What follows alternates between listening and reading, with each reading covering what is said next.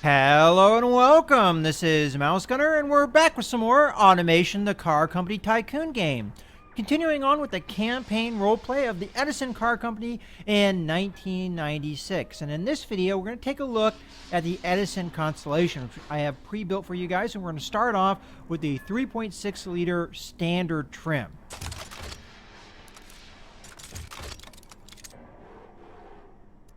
Now, for the Constellation, this is a large sedan. This is going to be more or less our flagship sedan. And for its setup, the chassis is a monocoque chassis with corrosion-resistant steel. This is a front longitudinal setup, and it's going to be rear-wheel drive. It's got a double wishbone front and double wishbone rear. And the reason I went for this setup is I wanted to maximize the comfort of this vehicle. That is the whole point of the Constellation line. This is a comfort-oriented premium vehicle. So this also has a panel material of corrosion-resistant steel. And the setup, as I mentioned, is longitudinal rear-wheel drive. So let's take a look at the engine. Now, this is the 3.6 liter V6 that is the base engine in the Constellation, which produces 185 horsepower and 208 foot-pounds of torque. So the actual trim, starting off with the gearbox setup, all of the different trims that we're going to be looking at have automatic transmissions. The Constellation, being a more comfort-oriented premium vehicle, only has automatic transmissions as options, and it is a 4-speed automatic that we use in the Constellation. And the gearbox is set up so that the fourth gear more or less comes right to that estimated top speed, a little bit beyond that. So we don't really have an economy gear that goes beyond that. That would be a cruising gear. The end result of that setup is a 0 to 62 time of 9.5 seconds. We have a little bit of wheel spin, and the fuel economy we're getting is 19.4 miles per gallon. As far as the tire setup goes, I have 255s in both front and rear. And this is medium compound road with steer wheels, and the wheel diameter is, pretty wide here with 660 millimeters. And we have 16-inch rims. The brake setup, we have solid 2-piston in front and rear, and the brakes pretty much as large as I can make them. Cooling airflow is set up more or less how I normally set things up. So I've got fully clad under tray, and the cooling airflow is set to be about 10 above the required cooling. The interior setup, this being the standard trim, has standard interior and standard cassette. And then we have a power steering and ABS as standard and standard safety. Suspension, I have progressive springs, and this is again for comfort and end of things, but not getting super expensive that you would get with the hydropneumatic and all these other systems that we could choose. And also, honestly, these would probably be less reliable as well. So the main difference we have here is a boost in comfort, which is exactly what we're looking for. Of course, we lose out in sportiness. Progressive springs don't handle quite as responsively as standard springs do. Gas monotube, again, for comfort, and passive sway bars. And this is more or less my suspension setup. And let's go ahead and run the test track here. So top speed comes in at 148.5 miles an hour, and we already saw what the 0 to 62 time, and we can see the weight distribution here. It's not too bad, not too front heavy.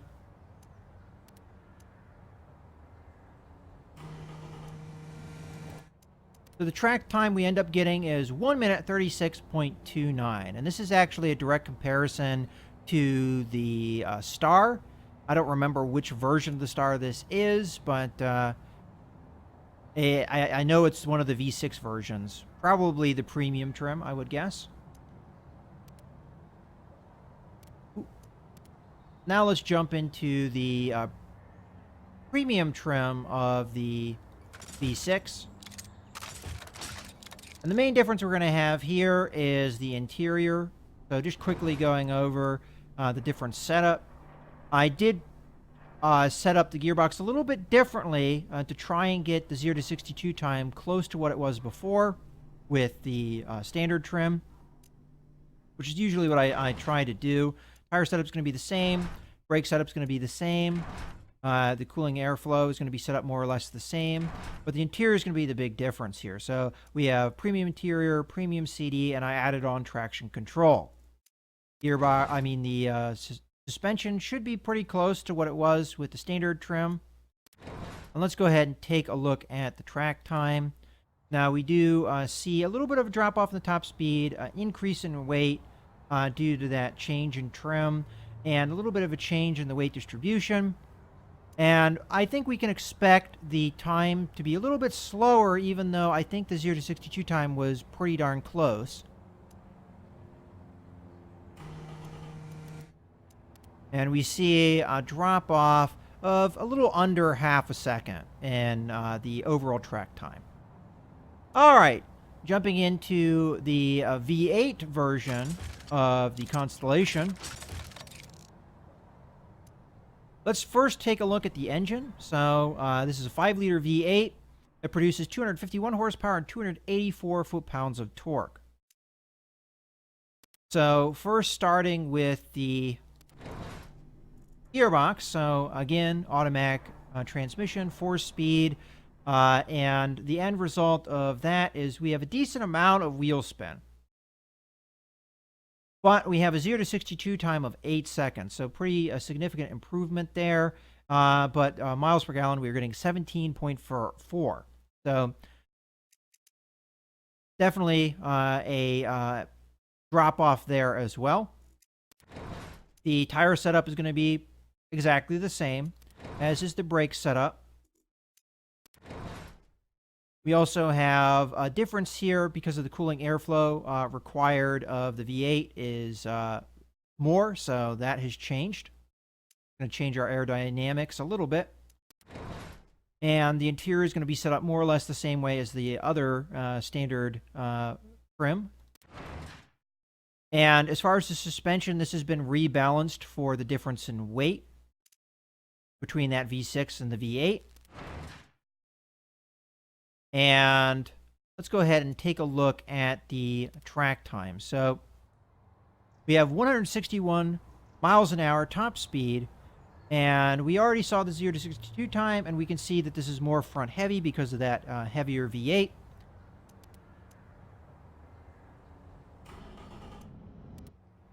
And the time that we end up getting is 1 minute 32.67. So jumping into the premium trim, you're going to see the same changes we saw with the 3.6 premium.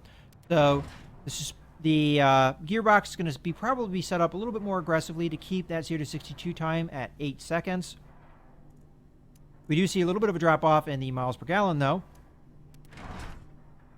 The tire setup is going to be the same. Brake setup is going to be the same. Aerodynamics is going to be the same. This is going to be the main departure, but it's more or less the same as it was with the V6 Premium. Suspension is going to be based off of that V8 suspension. And the end result that we have with the test track is we drop off a little bit in top speed. And weight distribution looks a little bit worse, maybe. But let's go ahead and run the time. And we can see that direct comparison, again, roughly about a little under half a second of difference, which I think that's a nice thing to see, that we're not having that big of a difference between the standard trims and the premium trims. All right, let's go ahead and look at the engineering setup of the car. So I set up my team more or less the same way I set up the team for the Luna and the Star. The focus is different, though. Because this is our fleet sedan, we're not going for the efficient focus. We're kind of in the middle here because there is more of an emphasis on tech with this more premium vehicle. So that focus is a little bit different. So the overall cost and time to engineer this is going to be higher than what we've seen with the other two car models. The same is true with the engines. And now we go to the factory setup. So with the large factory, I'm producing 604 cars. And this is again because of the way that we have set up the factory here. So we are still keeping that automation of 75, but the number of shifts we're using to produce is only 2, not the full-on, full-out production we were doing with both the Luna and the Star. And the end result of that is we're not producing nearly as many vehicles as we did in the past. And as far as how I distributed the different trims, I tried to think about what would be the trims that would be the most common. So I figured that this being our sedan that would probably be used as a fleet vehicle a lot. So taxi services, maybe police vehicles would be based off of this model. I figured that the most produced version would be the standard trim V8, because I figured that's what, for one, the police vehicles would be using. Maybe I would have a police variant that would be specific to that. I would change maybe the performance of the engine and what have you. But I figured that the fleet vehicles would more than likely be based off of the V8 trim version, at least in this time period. I figured the most bought civilian version would be the standard 3.6 liter version. And then we have the 2 premium trims, which I figured the V8 version would be more sought after for the premium trim than the V6, but so that is the lowest production, and then this is the next lowest production. So that's more or less how I've divided up my production, and I've divided up the engine production more or less that same way. So we have 2 setups going on here, or 2 factories going on here. We have one factory producing the V6 and one factory producing the V8. Now, I don't know, once we get into the campaign version of the game, if it's possible to produce both engines in the same factory. Logically, you would think that you could, as long as you had free slots to do so. But I can't be 100% on that. You have to consider all the versions of those engines that you would have. So there's 2 versions of the V6 and there's 2 versions of the V8. So theoretically, you'd be able to produce them in the same large factory. But again, that's me making assumptions here. But I'm producing the engines more or less to meet the numbers that I would be required. So totaling up the production of the 2 V6 versions and then figuring what I would need for that. I am producing roughly about that number of engines, maybe a little bit more than that for the V6s. So correspondingly, I have brought down the shifts all the way down to 1, as low as it can go, to try and limit that production to what we're actually producing as far as cars a day. So that's why I've set up things that way. And then I did a very similar thing with the V8. So this is another large factory. It's producing a little over 300 engines a day, and I have set up the shifts to correspond with that production. Okay, with that being said, let's go ahead and take a look at how the different trims do, and we'll start off with the 3.6 trim. And these should all have a 5%, oh, well, they should have had a 5% markup, but I'm noticing that this one does not have a 5% markup. So we'll go ahead and do that. I should have had 5% markup, but maybe it didn't save properly. Any case, we can see the markets that we're hitting here. So we're hitting family sport and pony segments as our primary, but we're also hitting pretty well the family premium, which is exactly what we're looking for, the family sport and the fun premium. We're also hitting the family utility premium, a number of different categories pretty well. And I think that we're more or less hitting the segment that we want to be hitting, which is the family premium segment for sure. All right, moving on to the the premium trim with the 3.6 liter engine, and we'll have to again check to make sure that it has a 5% markup, which it does. For some reason, that one trim didn't have it. So we can see here again, we're doing well in the family premium segment and the pony segments. And we're more or less hitting the same kind of segments we were hitting before. I don't know if the the commuter premium was one that we hit as well before, but we're more or less hitting some of the same market segments we were hitting before. All right, switching over to the V8, you can imagine we're going to switch up some of the market segments that we're hitting a little bit. And let's again make sure that we have the markup, which we apparently do not. So let's get that 5% markup as we should. So again, we're predominantly hitting the family premium, but we've switched from the pony segment to the muscle car segment, which I think is more appropriate for the engine that we have and also the size of the vehicle. But we're still more or less hitting the other segments as we were in the past. And finally, let's take a look at the premium trim here. And again, make sure we have that 5% markup, which it appears we do.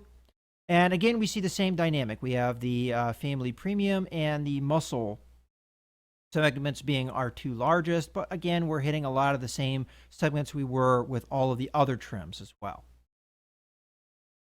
And you can, if you have been paying attention to the price, see that this is one of the priciest models that we made so far, which I think somewhere on the low end was above 18,000, and our high end is above 21,000. So let's just hit the save button here to make sure that that saves, as clearly it was not saving some of the markup that it should have been saving. And let's get our direct comparison going. So these are the three models that we have featured in videos thus far, and we can see comparisons here. Now, I'm not going to go through step by step and do all of the comparisons. I think mostly I'm just going to focus on the comparison between the Constellation and the Star.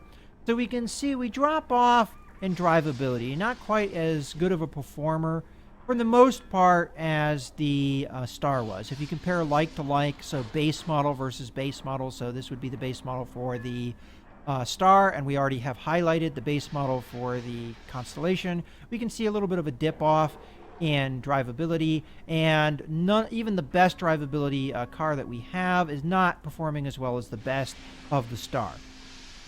Now, as far as sportiness goes, for the most part, we have an edge with the Constellation. The one area we don't have an edge is with the manual transmission version, and that's because manual transmission gets a bonus to that. So that's pretty obvious. Now, the one thing that we're really looking for here is that comfort of the Constellation. Even in the base versions, the non-premium versions, and we see even at our lowest, we're at 32, which is under what we got with the Star with its premium trim, but not far under.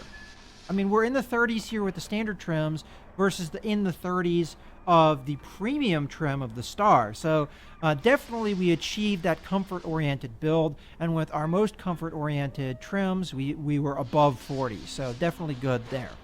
Prestige, I'm going to assume, and it definitely seems that way, that we did the best here, and that's a number of reasons for that. But a lot of that has to do with the performance of the engines and so on that are going to be above that of what we see in the Star. Now, as far as safety goes, this is going to be the safest vehicle, and that's because the safety of the vehicle is not only based off of which safety type you chose in that interior trim selection, it's also just pure on weight. And because this is the heaviest model we've made so far, it is the safest. As far as practicality goes, though, this is actually the worst performer.